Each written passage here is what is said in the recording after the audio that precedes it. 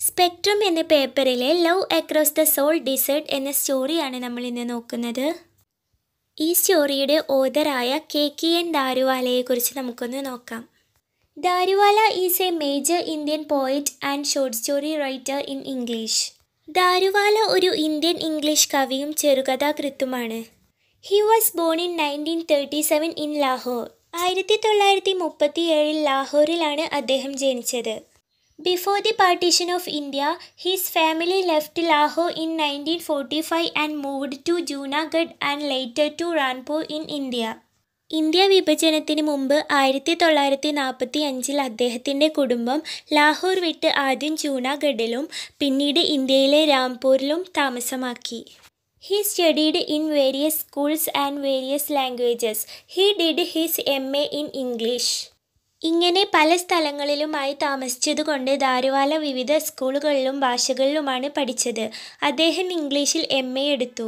He joined the Indian police service in 1958. 1958 അദ്ദേഹം Indian police സർവീസിൽ ചേർന്നു. He became a special assistant to the prime minister on international affairs. വിദേശകാര്യങ്ങളിൽ പ്രധാനമന്ത്രിയുടെ special assistant ആയിരുന്നു അദ്ദേഹം. He has written many collections of poems and also short stories. പല കവിതാ ചെറുകഥാ സമാഹാരങ്ങൾ അദ്ദേഹം പ്രസിദ്ധീകരിച്ചിട്ടുണ്ട്. He has received many awards including Padmashri, which is the fourth highest civilian honor in India. ഇന്ത്യയിലെ ഏറ്റവും വലിയ നാലാമത്തെ സിവിലിയൻ ബഹുമതിയായ പത്മശ്രീ ഉൾപ്പെടെ പല പുരസ്കാരങ്ങളും അദ്ദേഹത്തിന് ലഭിച്ചിട്ടുണ്ട്. അപ്പോൾ ഇത്രയുമാണ് ഓഥറിനെ പറ്റി നമുക്ക് അറിയാനുള്ളത്. നെക്സ്റ്റ് ഇൻട്രൊഡക്ഷൻ നോക്കാം. ഇൻട്രൊഡക്ഷനിൽ പറയുന്നത് love across the salt desert, ഉപ്പു മരുഭൂമിക്കപ്പുറത്തുള്ള സ്നേഹം. ദാരുവാലയുടെ ഒരു പ്രധാന കഥയാണിത്. റെഫ്യൂജി എന്ന ഹിന്ദി സിനിമ ഈ കഥയെ ആധാരമാക്കി നിർമ്മിച്ചതാണ്. നജാബ് എന്ന ചെറുപ്പക്കാരൻ്റെ ആവേശഭരിതമായ കഥയാണിത്. അധികം ആരോടും സംസാരിക്കാത്ത, ഇടപഴകാത്ത, തന്നിൽ തന്നെ ഒതുങ്ങിക്കൂടുന്ന ഒരു പയ്യനായിരുന്നു നജാബ്. പക്ഷേ സ്നേഹത്തിൻ്റെ ശക്തി അവനെ തീർത്തും മാറ്റിയെടുത്തു. ഫാത്തിമ എന്നു പേരുള്ള ഒരു പാകിസ്ഥാനി പെൺകുട്ടിയുമായി അവൻ പ്രണയത്തിലായിരുന്നു. കാമുകിയെ വീട്ടിലേക്ക് കൊണ്ടുവരാൻ അവൻ ഒരു സാഹസിക പ്രവൃത്തി ചെയ്യുന്നു. തനിയെ ഒരു മരുഭൂമി കടന്നു പോവുക എന്നതാണ് ആ പ്രവൃത്തി. സാധാരണഗതിയിൽ ചിന്തിക്കാൻ പോലും പറ്റാത്ത ഒരു കാര്യമാണിത്. ഈ കഥയിൽ അതിർത്തികളിൽ താമസിക്കുന്ന ആളുകളുടെ ജീവിത രീതികളും മറ്റും നമ്മൾക്ക് കാണാനാകുന്നു. സൂത്രശാലികളായ സമാൻ, ഖലീഷ മുതലായവർ ആളുകളെ ചൂഷണം ചെയ്യുന്നത് എങ്ങനെയെന്ന് നമുക്കിവിടെ കാണാം.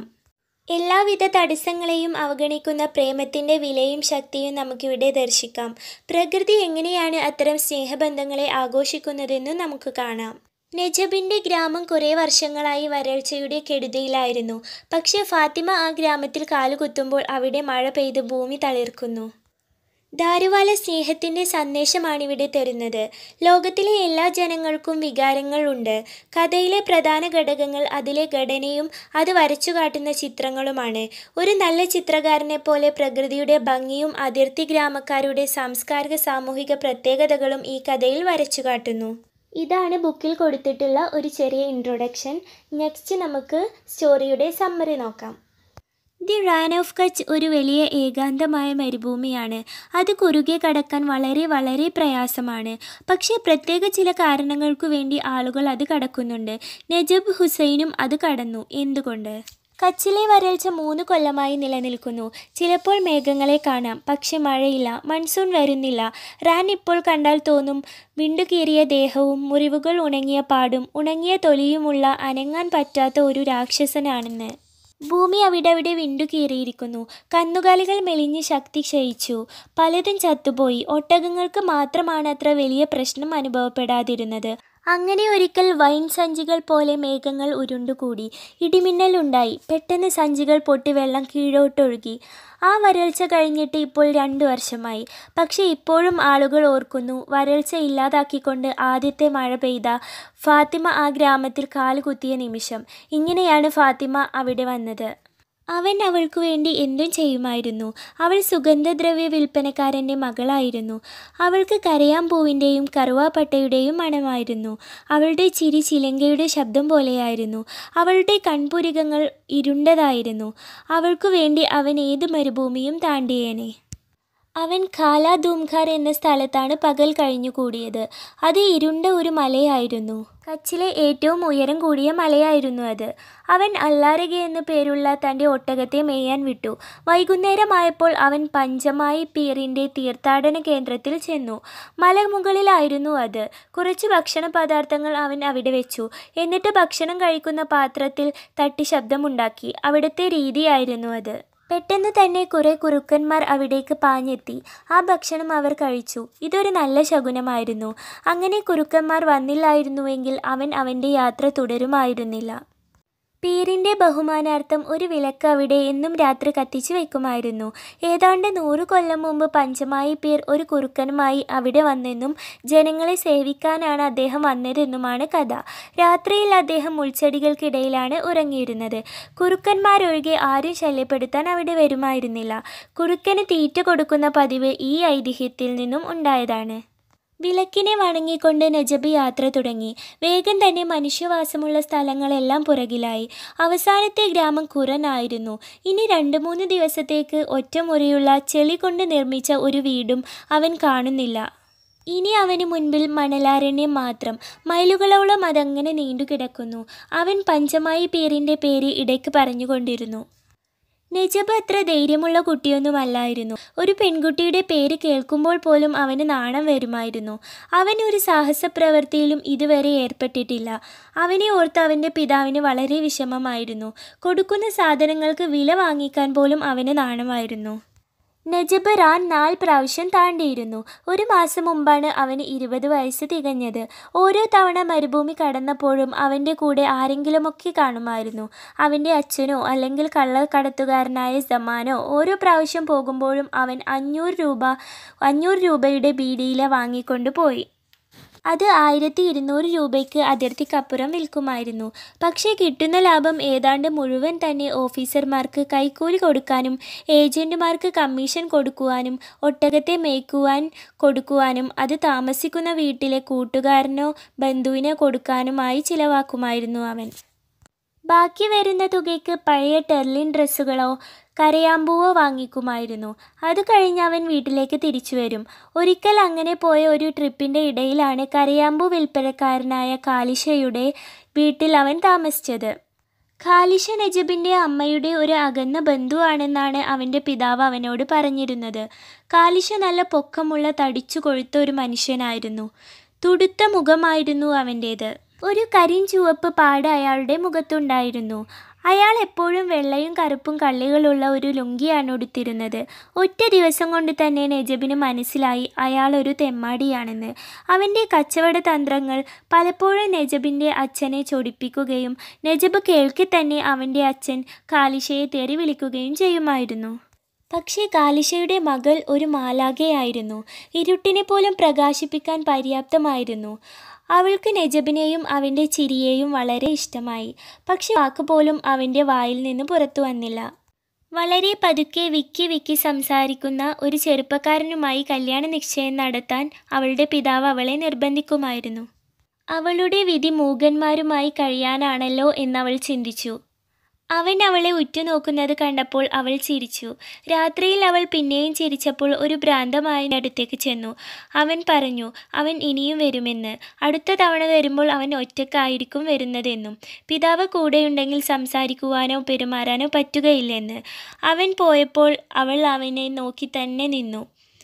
അവളുടെ കണ്ണുകൾ കൊടുങ്കാറ്റിൽ തിളങ്ങുന്ന 2 റാന്തൽ വിളക്കുകളെ പോലെയായിരുന്നു. അവൻ തിരിച്ചു വന്നതിൽ പിന്നെ അവന് എപ്പോഴും മരുഭൂമി കടന്നു പോകാൻ തിടുക്കമായിരുന്നു. റാൻ ഒരിക്കലും പകൽ കുറുകെ കടക്കാൻ പറ്റില്ല. മുതിർന്നവർ ആരും തന്നെ അതിന് ശ്രമിച്ചിട്ടില്ല. അവരെല്ലാവരും തന്നെ രാത്രിയിലെ നക്ഷത്ര വെളിച്ചത്തിലാണ് മരുഭൂമി തരണം ചെയ്തിരുന്നത്. ഒരു ദിവസം സമൻ്റെ ബഹളം കേട്ടാണ് അഫ്താബ് എഴുന്നേറ്റത്. സമൻ ചോദിക്കുമായിരുന്നു നജബ് എവിടെ പോയതെന്ന്. ഖാലിഷ ഫാത്തിമയുടെ അച്ഛനും അഫ്താബ് നജബിൻ്റെ അച്ഛനുമാണ്. അഫ്താബ് പറഞ്ഞു കുറച്ച് ദിവസമായി നജബ് എന്തോ പിണക്കത്തിലാണ്. പക്ഷെ അവൻ അവിടെ എവിടെയെങ്കിലും കാണുമെന്ന്. അപ്പോഴാണ് സമൻ പറഞ്ഞത് അല്ലാരകയും കാണുന്നില്ല എന്ന്. ഈ അതിർത്തി ഗ്രാമങ്ങളിൽ നിന്ന് ഒരാളും അയാളുടെ ഒട്ടകവും ഒരുമിച്ച് കാണാതായാൽ അതിനർത്ഥം അയാൾ മരുഭൂമി കടന്ന് പാകിസ്ഥാനിലേക്ക് പോയി കാണുമെന്നാണ്. അഫ്താബ് കണ്ടു അവൻ്റെ ഒട്ടകവും അവിടെയില്ലെന്ന്. അയാൾക്ക് സങ്കടമായി. അയാൾ വീടിനകത്തേക്ക് പോയി. താൻ വാങ്ങിവെച്ചിരുന്ന ബീഡിയിലകൾ അവൻ കൊണ്ടുപോയിട്ടുണ്ടോ എന്ന് നോക്കാനാണ് അകത്തേക്ക് പോയത്. അത് കൊണ്ടുപോകാത്ത നജബ് ഒരു മണ്ടനാണെന്ന് അയാൾ പറഞ്ഞു. അയാൾക്ക് നന്നായി ദേഷ്യം വന്നു. പക്ഷേ സമൻ പറഞ്ഞു അയാൾ വെറുതെ നാടകം കളിക്കുകയാണെന്ന്. എന്നിട്ട് കൂട്ടിച്ചേർത്തു, നജബ് കാണുന്നത്ര നിഷ്കളങ്കനൊന്നുമല്ല എന്ന്. സമൻ അവിടുത്തെ ഒരു ചീഫായിരുന്നു. അതിനർത്ഥം കൈക്കൂലി കൊടുത്ത് അയാൾ പാകിസ്ഥാനിലെ അതിർത്തി ഗാർഡുകളെ കൈക്കലാക്കിയിരുന്നു എന്നാണ്. ആരെങ്കിലും അവൻ്റെ സഹായം കൂടാതെ റാൻ കടക്കാൻ ശ്രമിച്ചാൽ നിയമപ്രശ്നങ്ങൾ നേരിടേണ്ടി വരും. നജബ് പോയത് അവനോടൊരു വാക്കുപോലും പറയാതെയാണ്. അവനോട് സലാം പറയുകയോ അവനൊരു 100 രൂപ നോട്ട് കൊടുക്കുകയോ ചെയ്തില്ല. അയാൾ വിപരീതാർത്ഥത്തിൽ പറഞ്ഞു ദൈവം അവനെ രക്ഷിക്കട്ടെ എന്ന്. ആ പയ്യൻ മരിച്ച് അവൻ്റെ ശരീരത്തിന് മുകളിൽ കഴുകന്മാർ പറക്കണം എന്നായിരുന്നു അയാളുടെ ഉള്ളിലിരിപ്പ്. അഫ്താബ് പറഞ്ഞു അല്ലാഹു അവനെ രക്ഷിക്കട്ടെ എന്ന്. അഫ്താബ് തൻ്റെ ഭാര്യയോട്, അതായത് നജബിൻ്റെ ഉമ്മയോട്, നജബിൻ്റെ ഒളിച്ചോട്ടത്തെപ്പറ്റി പറഞ്ഞു. അത് കേൾക്കുമ്പോൾ അവൾ തല ചുറ്റി വീഴുമെന്നാണ് അയാൾ കരുതിയത്. പക്ഷേ യാതൊരു അതിശയവും കാണിക്കാതെ തല്ലുകൊള്ളാൻ റെഡിയായിരിക്കുന്നത് പോലെ അവൾ ഒരുങ്ങി നിന്നു. അപ്പോൾ അയാൾക്ക് മനസ്സിലായി അവനും അവളും ഒത്തുകളിക്കുകയായിരുന്നു എന്ന്. അയാൾ അവളോട് ചോദിച്ചു അവളുടെ കയ്യിലെ വള എവിടെയെന്ന്. അഫ്താബിൻ്റെ പിതാവ് അവൾക്ക് കൊടുത്ത വളയാണത്.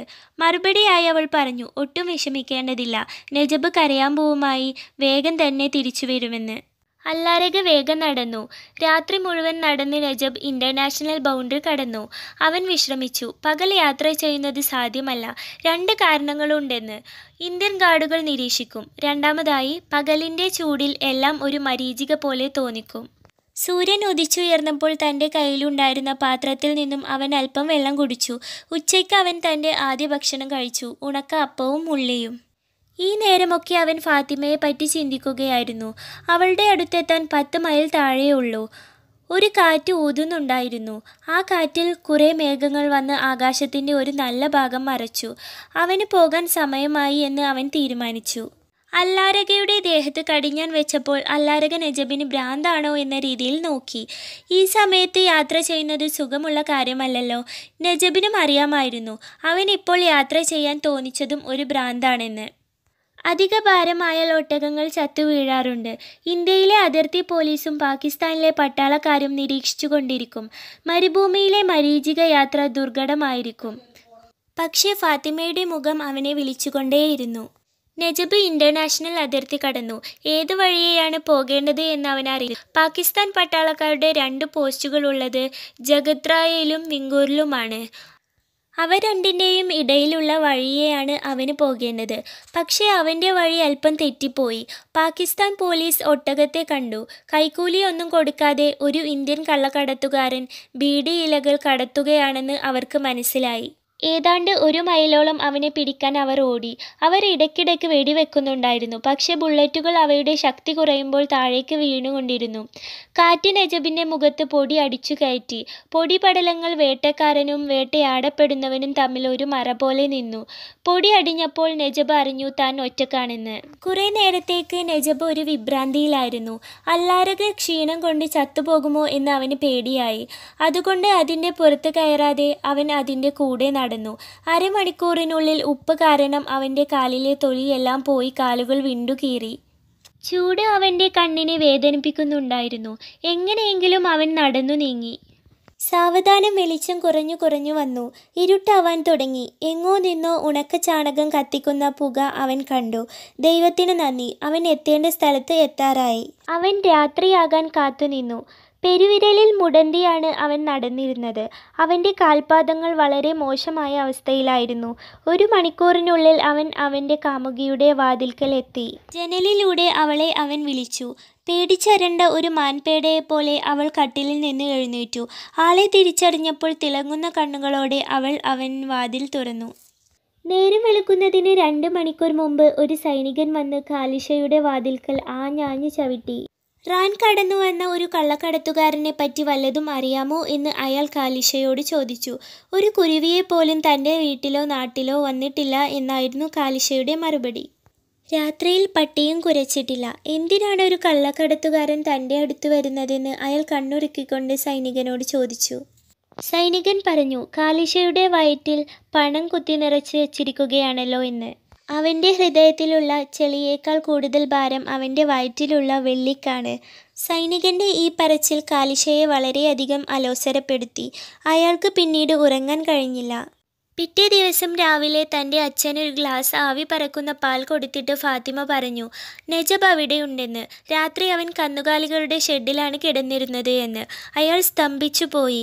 ഒരു കള്ളക്കടത്തുകാരൻ തൻ്റെ വീട്ടിലോ? പോലീസുകാർ അവനെ അന്വേഷിച്ചു വരുന്നു. അവനെ പറ്റിയൊന്നും അയാൾക്ക് അറിയില്ല. അയാൾ നജബിനെ കണ്ടു. ബീഡിയില കൊണ്ടുവരാഞ്ഞത് അയാൾക്ക് ഇഷ്ടപ്പെട്ടില്ല. വെറും കൈയോടെ വന്നു. പോലീസും അവൻ്റെ പിറകിലുണ്ട്. അങ്ങനെ ഒരാളുമായി കച്ചവടം നടത്തുന്നത് വലിയ നഷ്ടമാണെന്ന് അയാൾ പറഞ്ഞു. കാലിഷയുടെ കള്ളിമുണ്ട് ഒരു ചെസ് ബോർഡ് പോലെയാണ് നജബിന് തോന്നിയത്. തൻ്റെ നീക്കങ്ങൾ ശരിയായിരിക്കണം. അവൻ അയാളെ സ്വർണവള കാണിച്ചു. എന്നിട്ട് പറഞ്ഞു അവൻ കരയാമ്പൂ വാങ്ങിക്കാൻ വന്നതാണെന്ന്. അതിൻ്റെ വില സ്വർണത്തിൽ കൊടുക്കുമെന്ന്. അടുത്ത 2 ദിവസം കരയാമ്പൂ വാങ്ങുന്നതിലും അല്ലാരകയെ ദൂരെ ഒരു സ്ഥലത്ത് കൊണ്ടുപോയി മേക്കാൻ ഏർപ്പാട് ചെയ്യുന്നതിലും അയാൾ വ്യാപ്തനായിരുന്നു. ദൂരെ കൊണ്ടുപോകുന്നതിനൊരു കാരണമുണ്ട്. അപരിചിതനായ ഒരു ഒട്ടകത്തെ അവിടെ കണ്ടാൽ ജനങ്ങൾ കഥകൾ മെനഞ്ഞു തുടങ്ങും. നജബ് പകൽ കന്നുകാലി ഷെഡിലും രാത്രി ഏറെ വൈകുമ്പോൾ ഫാത്തിമയുടെ മുറിയിലും കഴിഞ്ഞു. ഫാത്തിമ നജബിനോട് പറഞ്ഞു, അവളുടെ മാതാപിതാക്കൾ മെഹ്ഫൂസ് അലിയെ വിവാഹം കഴിക്കാൻ അവളെ നിർബന്ധിക്കുകയാണെന്ന്. അവൾക്ക് അവനെ ഇഷ്ടമല്ല. അവൻ പറഞ്ഞാൽ തിരിയില്ല, വിക്കുമുണ്ട്. പലരും അവനെ കാണുന്ന ഉടനെ അവനെ പരിഹസിച്ച് വിക്കി പറയാൻ തുടങ്ങും. ഭ്രാന്തന്മാരെ കല്ലെറിയുന്ന പോലെയൊരു പ്രതീതിയാണ്. നജബ് അവളോട് ചോദിച്ചു, അല്ലാരകയുടെ പുറത്ത് കയറി റാൻ കടക്കാൻ വരുമോ എന്ന്. അവൾ മൗനത്തിലായി. മൗനം സമ്മതമാണല്ലോ. അടുത്ത ദിവസം വൈകുന്നേരം അവർ യാത്രയായി. ഗ്രാമത്തിൻ്റെ പുറത്ത് ഒട്ടകവുമായി നജബ് അവളെ കാത്തുനിന്നു. തൻ്റെ പിതാവ് കൂർക്കം വലിച്ചു തുടങ്ങിയപ്പോൾ അവൾ വീട്ടിൽ നിന്നും ഇറങ്ങി. അവർ കണ്ടുമുട്ടിയപ്പോൾ ഒരു വലിയ നിമിഷമായിരുന്നു അത്. അവർ രണ്ടുപേരും ഒന്നും മിണ്ടിയില്ല. തൻ്റെ സ്നേഹിതൻ്റെ കൂടെ ഒളിച്ചോടുമ്പോൾ പാകിസ്ഥാൻ, ഹിന്ദുസ്ഥാൻ എന്നൊക്കെ ചിന്തിക്കാൻ ആർക്കാണ് സമയം? ഈ 2 രാജ്യങ്ങളുടെയും വിഭജിക്കുന്ന മരുഭൂമി അവർ കടക്കുകയാണ്. അവളെ സംബന്ധിച്ചിടത്തോളം ഭാഷയിൽ ഒരു ചെറിയ വ്യത്യാസം മാത്രം മതി. കുറച്ച് കച്ചി വാക്കുകൾ പഠിക്കണം. തൻ്റെ സിന്ധി ഭാഷയെ ഒന്ന് മിനുസപ്പെടുത്തണം, അത്രമാത്രം. അല്ലാരക കുലുങ്ങിയും ചാടിയും നടന്നു. നജബ് അതിനെ പ്രോത്സാഹിപ്പിച്ചുകൊണ്ടിരുന്നു. സർബേലയിൽ എത്തിയപ്പോഴേ ഫാത്തിമ ഉറങ്ങി. ഉച്ച കഴിഞ്ഞ് അവൾ എഴുന്നേറ്റപ്പോൾ മേഘങ്ങൾ കൊണ്ട് ആകാശം ഇരുണ്ടിരുന്നു. കൊടുങ്കാറ്റിൻ്റെ സഹായത്തോടെ മേഘങ്ങൾ ഒന്നിനു മുകളിൽ ഒന്നായി അടിഞ്ഞടിഞ്ഞു കൂടിയിരുന്നു. കാറ്റിനെതിരായി ഒരു രാത്രി കൂടി അവർ യാത്ര ചെയ്തു. കാറ്റ് അവരുടെ മുഖത്തേക്ക് പൊടി അടിച്ചു കയറ്റി. അവർ ഗൗദ അടുക്കാറായപ്പോഴേക്കും ഇടിവെട്ടുണ്ടായി. രാത്രി 3 പ്രാവശ്യം തൻ്റെ മകൻ വന്നെന്ന് വിചാരിച്ച് അഫ്താബ് വാതിൽ തുറന്നു. പക്ഷെ കാറ്റിൻ്റെ ശബ്ദമായിരുന്നു അയാൾ കേട്ടത്. പക്ഷെ ഈ പ്രാവശ്യം ശബ്ദം നിർത്താതെയുള്ളതായിരുന്നു. അയാൾ വാതിൽ തുറന്നപ്പോൾ അല്ലാരക ഇടിമിന്നലിൻ്റെ വെളിച്ചത്തിൽ നിന്നും മാറാൻ ശ്രമിക്കുന്നത് പോലെ തോന്നി. കനമുള്ള മഴത്തുള്ളികൾ പൊടി ഉയർത്തിക്കൊണ്ട് താഴേക്ക് പതിച്ചു. അഫ്താബ് ബലം പിടിച്ചു നിന്നു. മകൻ തിരിച്ചു വന്നതിലുള്ള സന്തോഷമോ ആശ്വാസമോ പുറത്തു കാണിക്കാൻ അവന് മനസ്സിലായിരുന്നു. സ്വരം കടുപ്പിച്ചുകൊണ്ട് അയാൾ മകനോട് ചോദിച്ചു, എന്തെങ്കിലും കൊണ്ടുവന്നിട്ടുണ്ടോ എന്ന്. ഉണ്ട് എന്ന് പറഞ്ഞ് നജബ് ഫാത്തിമയെ തൻ്റെ പിതാവിൻ്റെ മുമ്പിലേക്ക് ആനയിച്ചു. കനത്ത മഴ പെയ്തു, 3 കൊല്ലത്തെ വരൾച്ചയെ ഇല്ലാതാക്കിക്കൊണ്ട്. അപ്പോൾ ഇത്രയുമാണ് love across the salt dessert എന്ന ദാരുവാലയുടെ ഈ സ്റ്റോറിയിൽ പറയുന്നത്. സ്നേഹത്തിന് മുമ്പിൽ രാഷ്ട്രമോ മതമോ ജാതിയോ ഒന്നും തന്നെ ഇല്ല എന്നതാണ് നമുക്ക്